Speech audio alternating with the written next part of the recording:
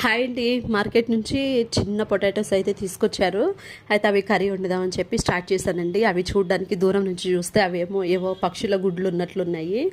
వాటిని ఏం చేశానంటే బాయిల్ చేసేసి వాటి తొక్క తీసేసిన తర్వాత చికెన్ కర్రీకి ఎట్లా మ్యారినేట్ చేసుకుంటామో అట్లాగా అన్నీ ఉప్పు కారం పసుపు ఇక అవన్నీ సాల్ట్ అన్నీ వేసేసి వాటిని కలిపి పెట్టేసుకొని ఇక ఆనియన్ టమాటో ఇక మనం నార్మల్గా కర్రీ వంకాయ బెండకాయ ఇలాంటివి ఎలా వండుతామో అట్లా వండాను. కర్రీ అయితే చాలా బాగా వచ్చింది అసలు.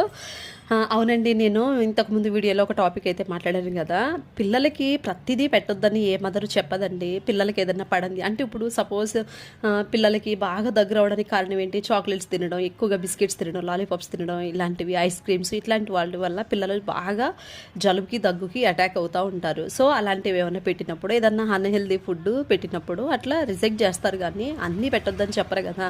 మీరు ఇన్ కేసు వయసులో పెద్దవాళ్ళు అయ్యి ఉంటే కనుక ఆ తల్లి ఏదన్నా పెట్టడానికి ఆలోచించినప్పుడు ఏం కాదమ్మా పెట్టు అని అలా పొలైట్గా చెప్పాలి. అంతేగాని మేం పిల్లల్ని కనలేదా, మేము పెంచలేదా, మాకు అన్నీ తెలుసు ఆ వర్షంలో కూడా ఎప్పుడు మాట్లాడకూడదండి ఎవరినైనా సరే. ఏదన్నా పెట్టాలి అనుకుంటే అది అడిగి తెలుసుకొని పెట్టండి, అది ప్రేమ అవుతుంది. అంతేగాని పిల్లలకి అన్హెల్దీ ఫుడ్ పెట్టి వాళ్ళ అనారోగ్యానికి కారణమైతే దానివల్ల వచ్చే ఆనందం ఏంటి చెప్పండి. ఇంకొంతమంది ఉంటారండి, పిల్లలకి బ్యాడ్ వర్డ్స్ నేర్పించడం అట్లా చేస్తూ ఉంటారు. అలాంటి పనులు అస్సలు చేయొద్దు. పిల్లలకి ఏదన్నా చెప్పాలి చేయాలి అంటే ఒక మంచి అనే విషయంలోనే మనం ముందుకు వెళ్ళాలి, ఎవరైనా సరే, ఏ పేరెంట్స్ అయినా సరే.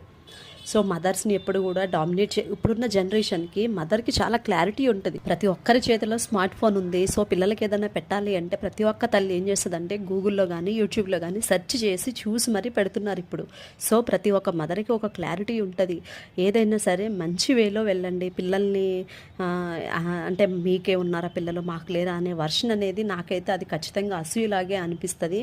ఎవరు అలా చేయొద్దు దయచేసి.